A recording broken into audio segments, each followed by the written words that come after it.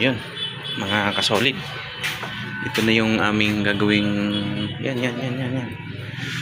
Toy Story building. Kaya lang sobrang gitid ng daan. Ayun. Sa sikip ba naman dito diba? Yun. Ito lang yung dadaanan. So ang ginawa namin, naglagay na kami ng coco lumber na pamposte, diretso na yung tukod sa biga saka sa slab. Bago namin saka tatanggalin na namin